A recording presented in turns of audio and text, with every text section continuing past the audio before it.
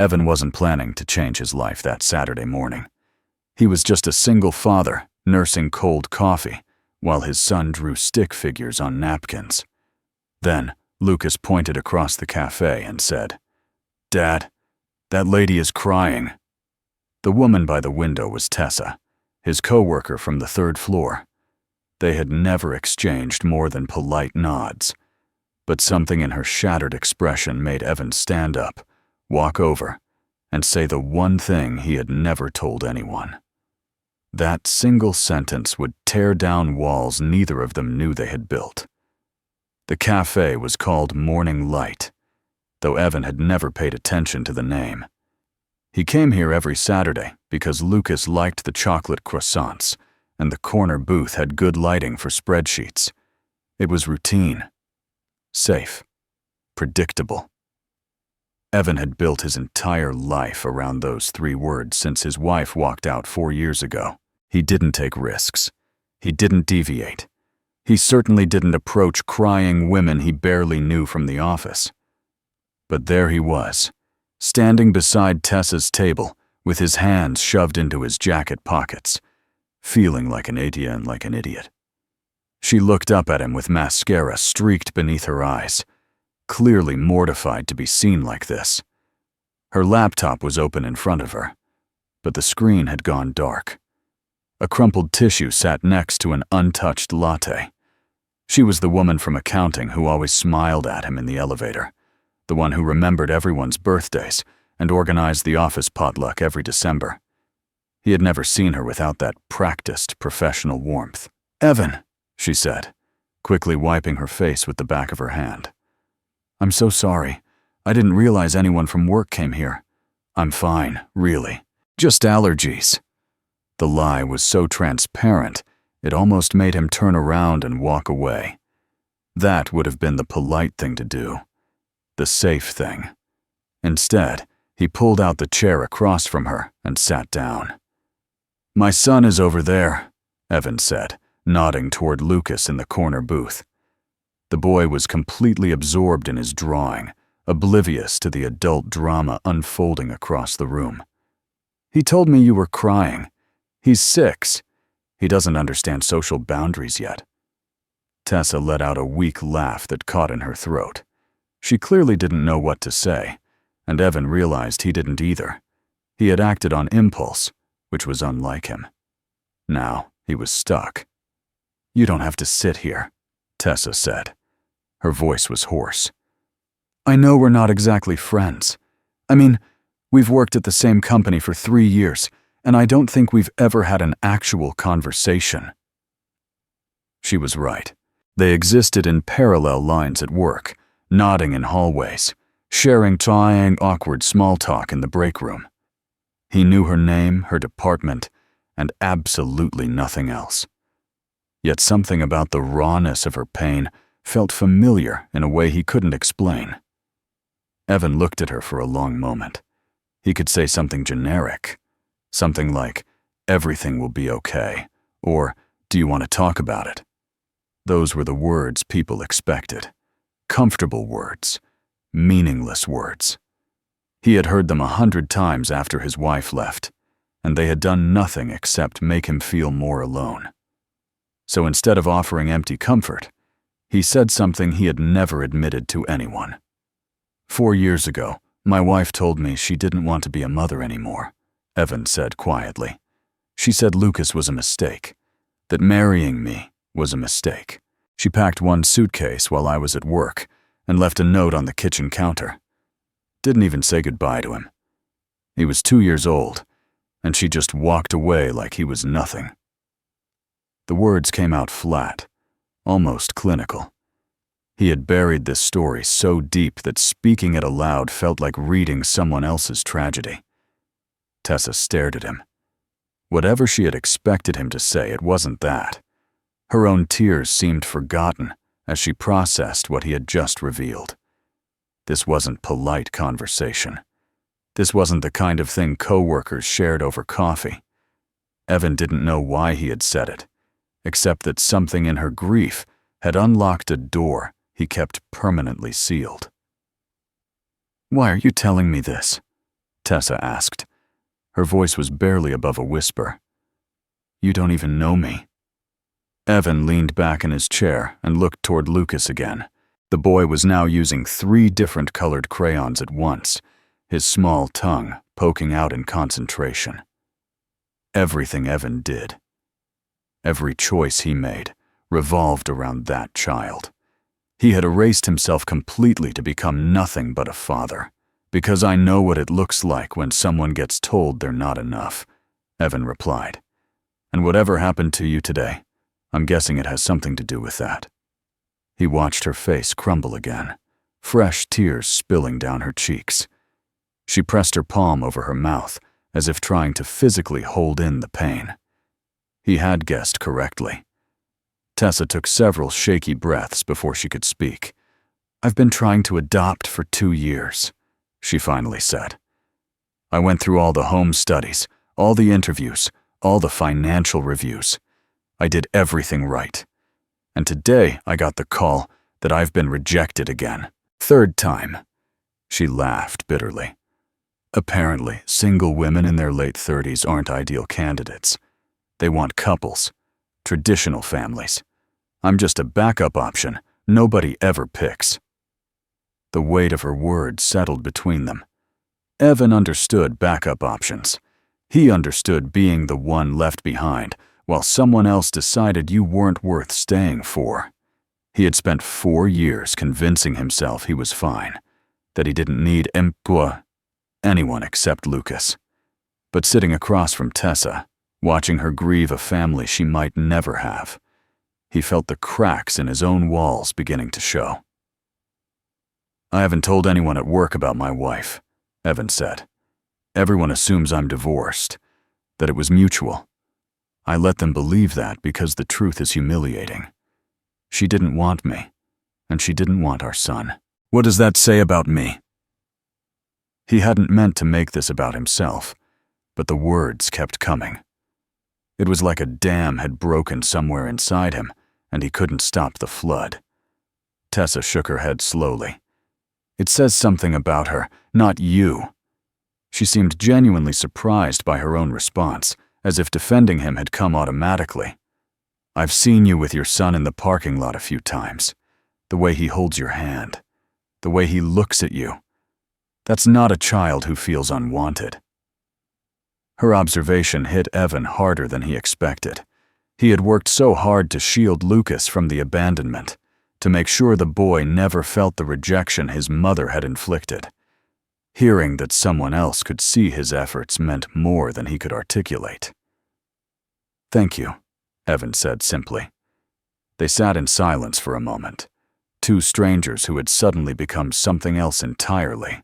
The cafe hummed with ambient noise around them, espresso machines, quiet conversations, the scrape of chairs on hardwood floors.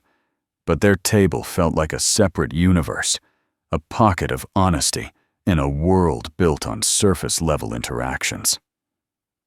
I'm sorry about the adoption, Evan said eventually. For what it's worth, I think any kid would be lucky to have you. Tessa gave him a watery smile. You don't know anything about me, she reminded him. Maybe I'd be a terrible mother.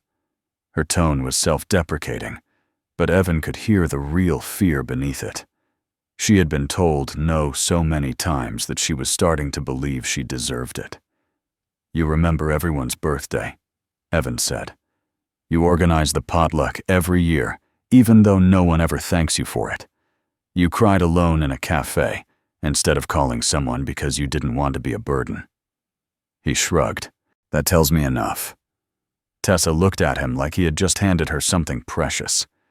No one had ever catalogued her small kindnesses before, had never noticed the invisible labor she performed to make other people's lives easier. Lucas appeared suddenly at Evan's elbow, clutching a piece of paper covered in crayon marks. Dad, I drew us, the boy announced, completely unaware of the emotional weight surrounding the table. He thrust the picture toward Evan proudly. It showed 2 stick figures, one tall, one small, holding hands in front of a yellow house.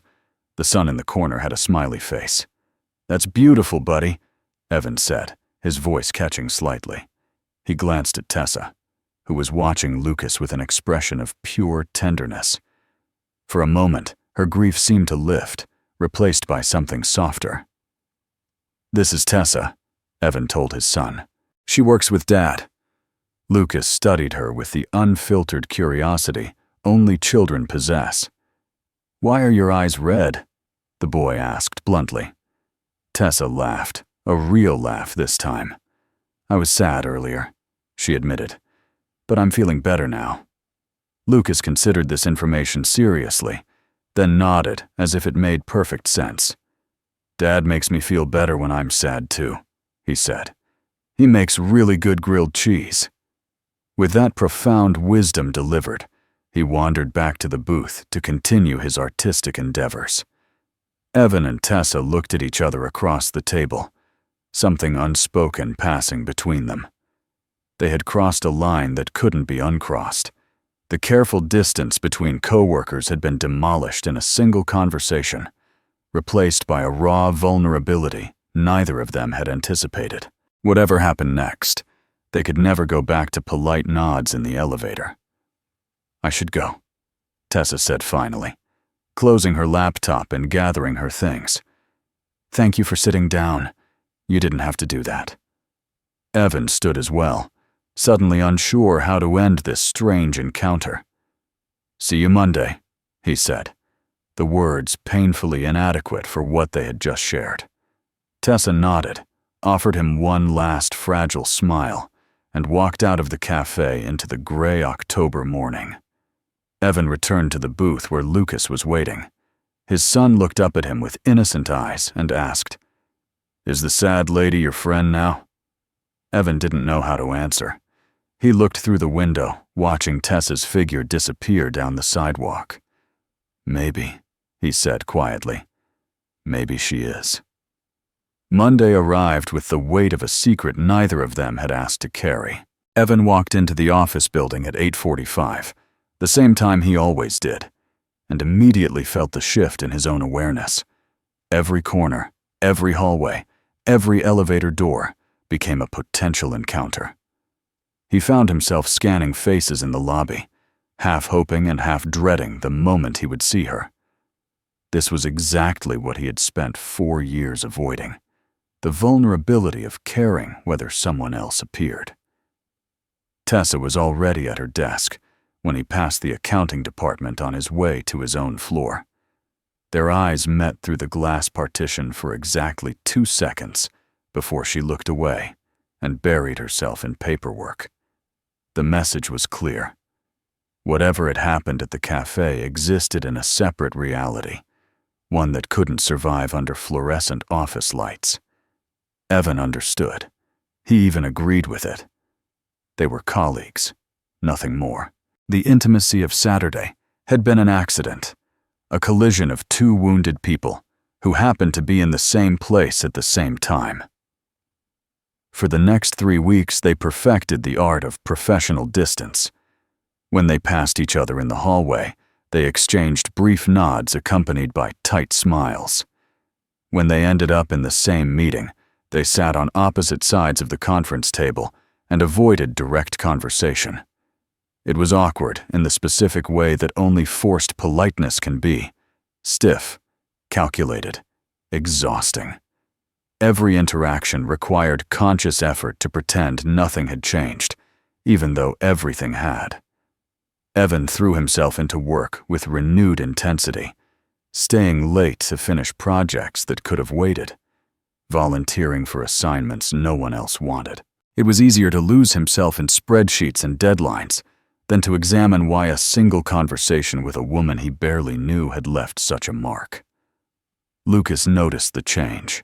His father was physically present but mentally elsewhere, going through the motions of bedtime stories and weekend outings without his usual warmth.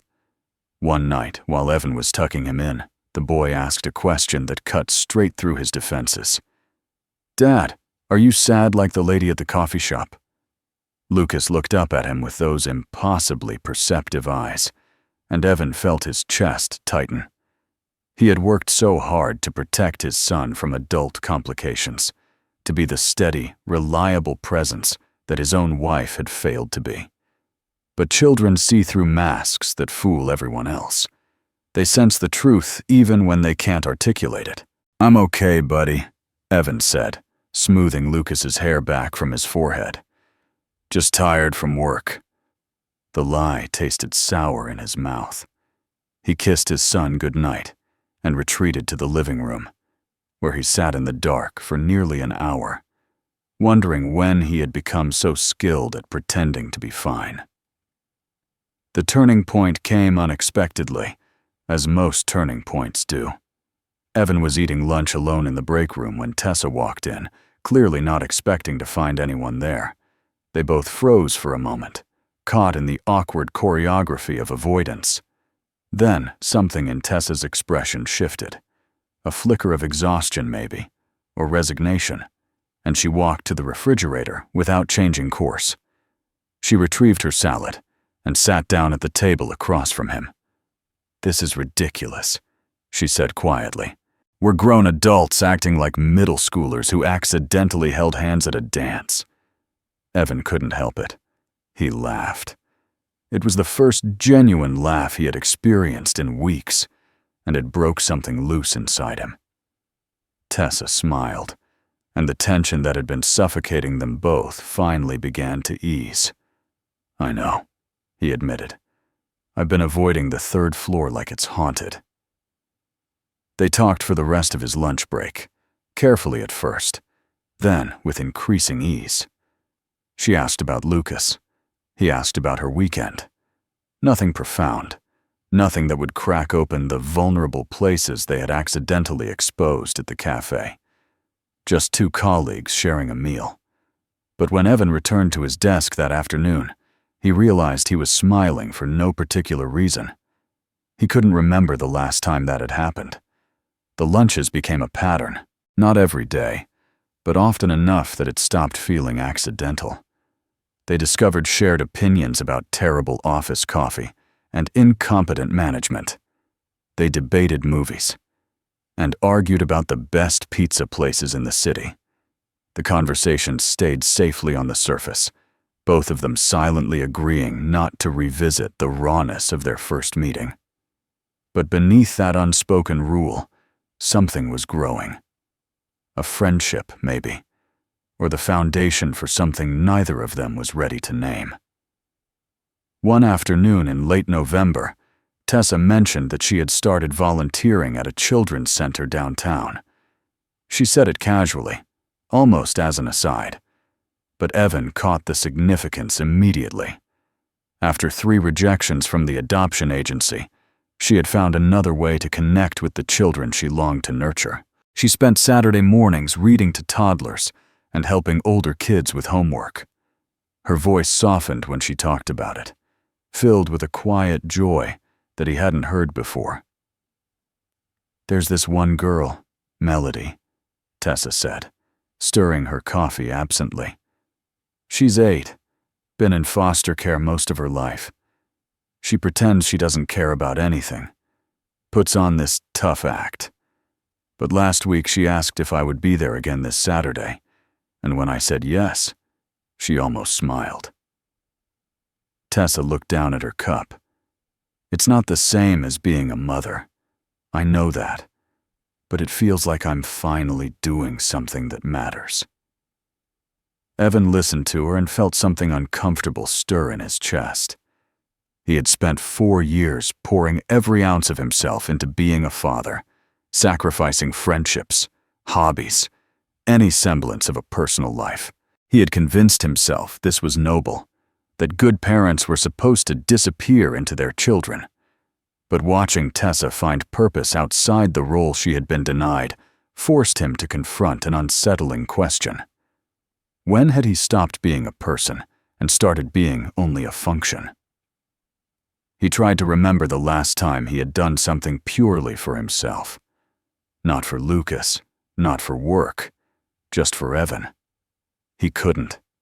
Somewhere along the way, he had erased his own identity and replaced it with an endless checklist of parental responsibilities. He told himself it was because Lucas needed stability after his mother's abandonment. But maybe, if he was being honest, it was also because being a father gave him an excuse not to risk anything else. If his whole life was about his son, then he never had to face the terrifying possibility of wanting something more and losing it again. The realization didn't hit him all at once. It crept in slowly over the following weeks, surfacing during quiet moments when he watched Tessa laugh at something he said, or noticed the way her eyes lit up when she talked about the children at the center. He started to see his own reflection more clearly, and he didn't entirely like what he saw. A man hiding behind his child. A man so afraid of being abandoned again that he had preemptively abandoned himself. December arrived with cold winds and holiday decorations. The office transformed into a maze of tinsel and twinkling lights, courtesy of Tessa's annual decorating efforts. Evan found himself volunteering to help her hang ornaments in the conference room, an excuse to spend time together that neither of them acknowledged. They worked side by side, close enough that he could smell her shampoo.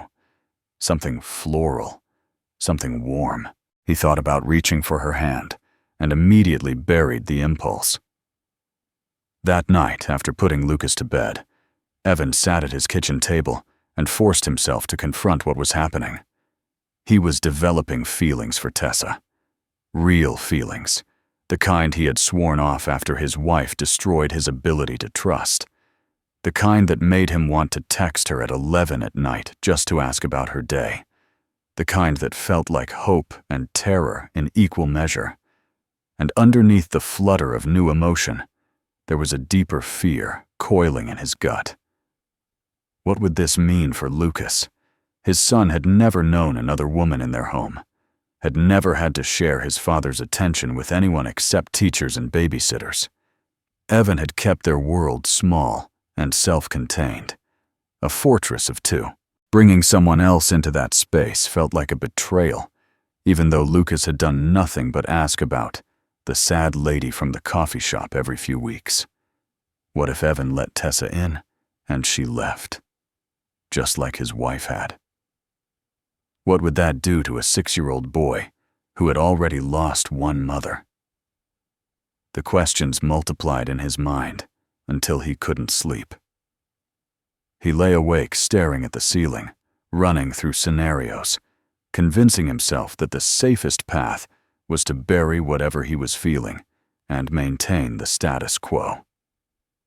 Friends, colleagues, nothing more. It was the responsible choice, the protective choice, the choice that would keep everyone safe from the wreckage of his broken ability to love. But feelings, once acknowledged, refused to be easily dismissed. In the weeks that followed, Evan caught himself watching Tessa across the office, memorizing the way she tucked her hair behind her ear when she was concentrating, the small frown that appeared when she proofread documents. He started looking forward to Mondays because it meant he would see her after the empty weekend. He laughed more. He felt more. And every moment of happiness was shadowed by the creeping certainty that this couldn't possibly end well. Tessa was fighting her own internal battle, though Evan didn't know it yet. She had noticed the shift in their dynamic, the charged silences and lingering glances that lasted a beat too long. Part of her wanted to lean into it, to believe that maybe this quiet, wounded man could see her for who she really was. But the louder voice in her head kept repeating the same poisonous refrain. You're just convenient. He's a single father looking for a mother for his son. You're not the prize. You're the solution to a problem. The adoption rejections had planted seeds of doubt so deep that Tessa couldn't trust anyone's interest in her. Every compliment felt conditional. Every kind gesture seemed like a transaction.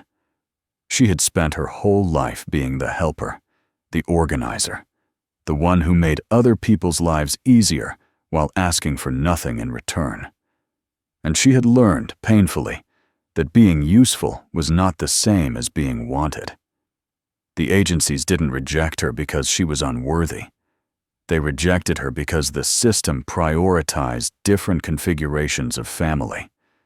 But rejection, regardless of its source, leaves the same bruises. One evening in mid-December, Evan worked up the courage to ask Tessa to dinner. Not lunch in the break room, not coffee between meetings. A real dinner, at a real restaurant, just the two of them. She said yes, and for 3 days he felt like a teenager anticipating prom. He arranged a babysitter for Lucas, bought a new shirt, made reservations at a place that didn't have crayons on the table. The dinner was perfect in all the ways that matter.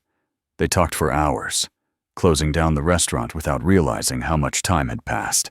Tessa told him about her childhood, her dreams of being a mother since she was old enough to carry a baby doll. Evan told her about the early years with Lucas, the sleepless nights and the terrifying beauty of watching a tiny human depend on him completely. They laughed. They lingered over dessert. When he drove her home, he thought about kissing her goodnight, but lost his nerve at the last moment. She smiled anyway, a smile that suggested she wouldn't have minded.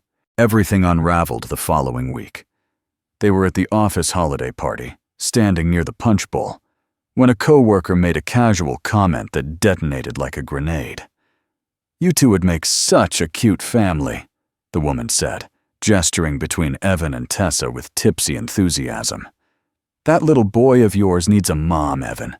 And Tessa, you've always wanted kids. It's like fate."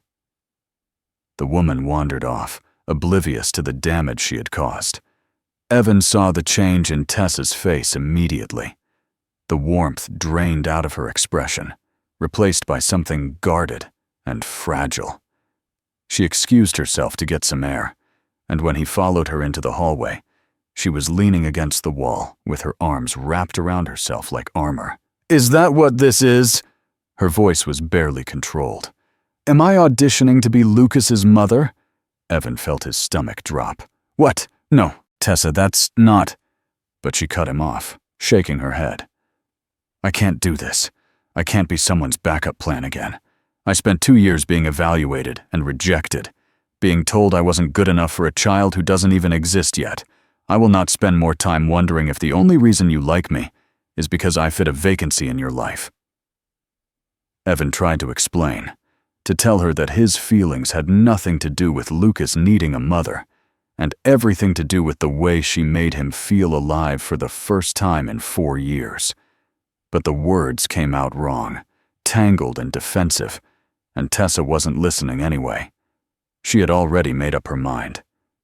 The coworker's thoughtless comment had confirmed every fear she had been nursing in silence. "I think we need to keep things professional from now on," Tessa said, her voice steady even as her eyes glistened with unshed tears. "Whatever this was, it's not fair to either of us. I'm sorry." She walked away before he could respond, disappearing into the crowd of holiday revelers who had no idea that something precious had just shattered in their midst. Evan stood alone in that hallway for a long time.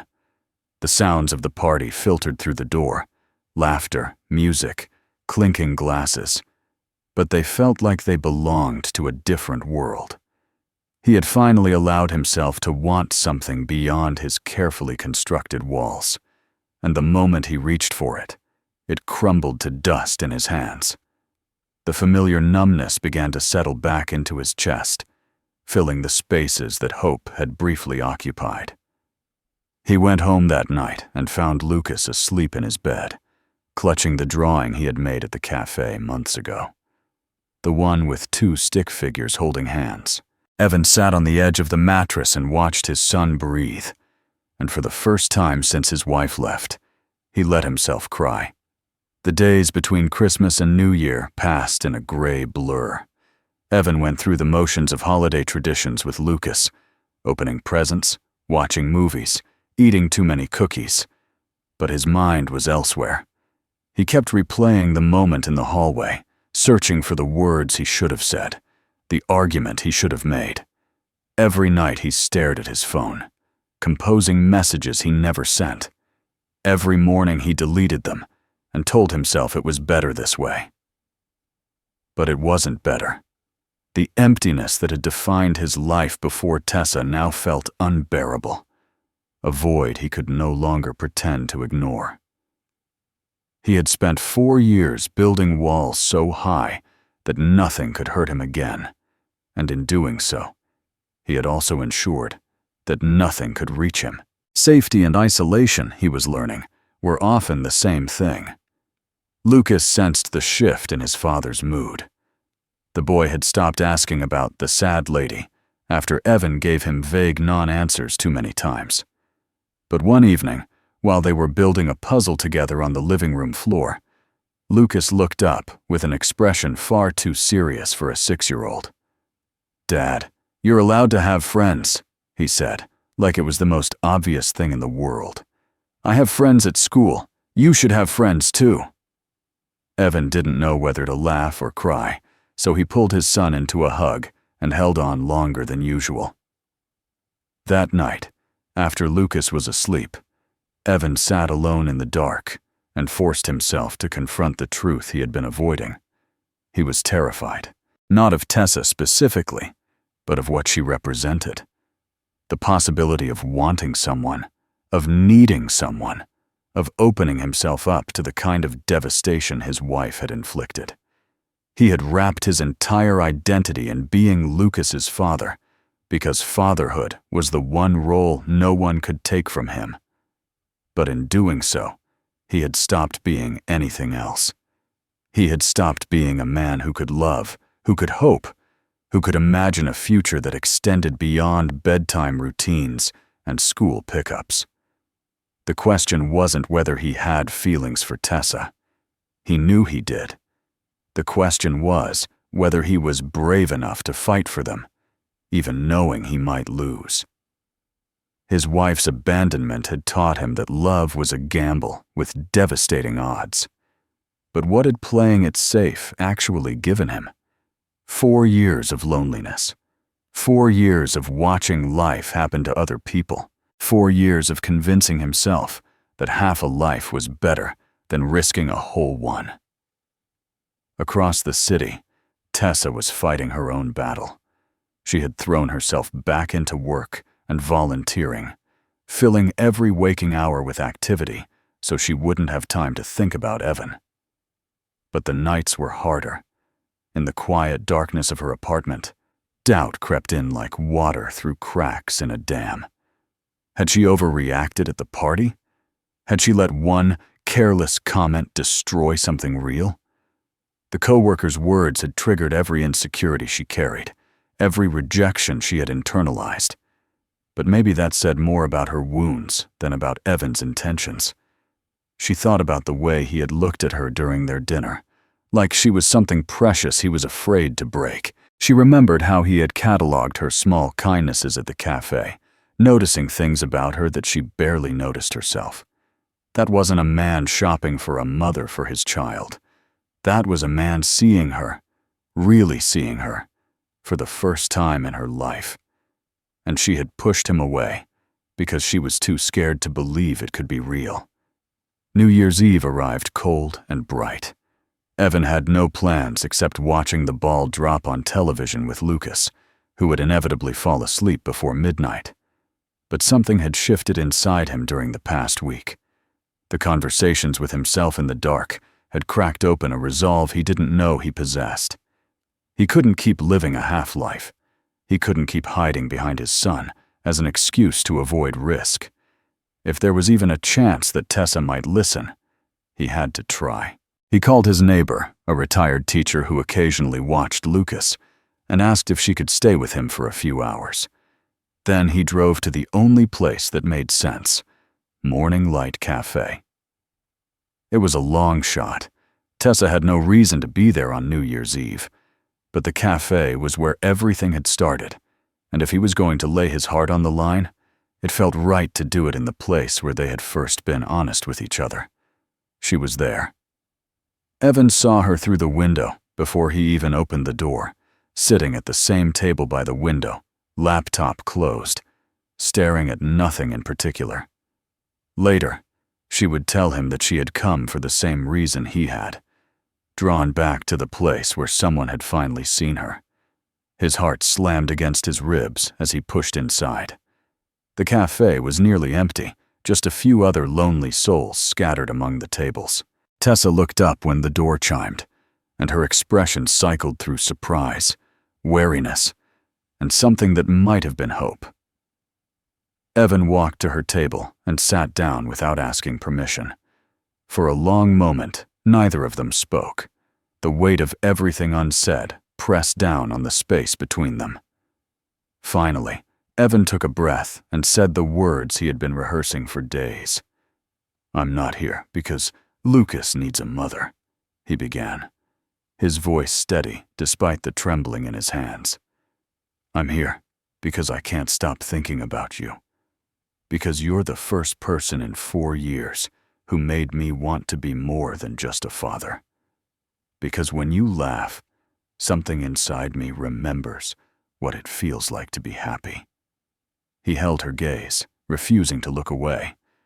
"You asked if you were auditioning for a role. You weren't. You were never a solution to a problem. You were the person who made me realize I'd been solving the wrong problems all along." Tessa's eyes filled with tears, but she didn't interrupt. Evan leaned forward, needing her to understand. "My wife left because she didn't want the life we had built. I spent 4 years believing that meant something was wrong with me, that I wasn't enough to make someone stay. So I stopped trying. I stopped wanting. I buried myself in being Lucas's dad, because at least he couldn't leave me." His voice cracked slightly. "But you made me want to be more than a safe choice.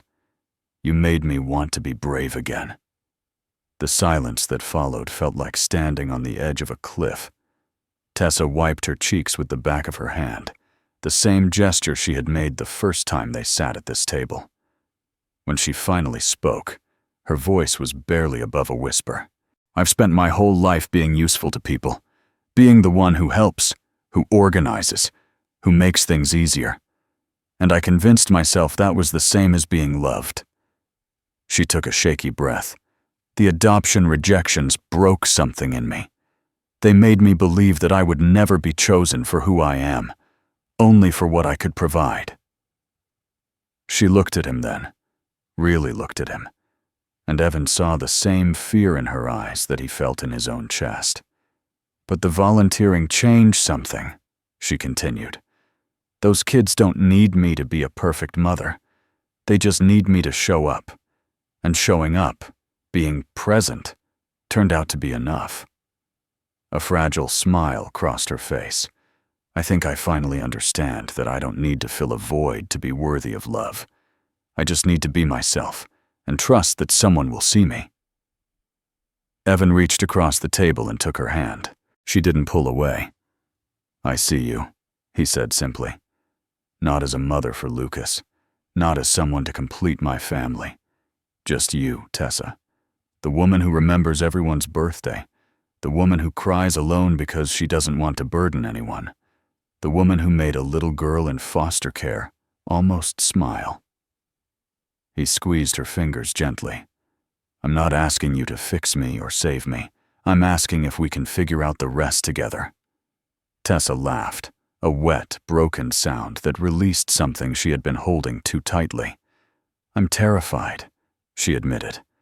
"I don't know how to do this without waiting for the other shoe to drop." Evan nodded, understanding completely. "Me too," he said. "But I'm more terrified of going back to the way things were before I knew you." They sat there as the cafe hummed softly around them. Two wounded people choosing to step into the unknown rather than retreat to the safety of their separate walls. Outside, the city prepared for midnight, for the turning of the calendar, for fresh starts and new beginnings. But for Evan and Tessa, the new beginning had already happened months ago, in this exact spot, when a little boy pointed at a crying woman and changed the trajectory of 2 lives. "So what happens now?" Tessa asked.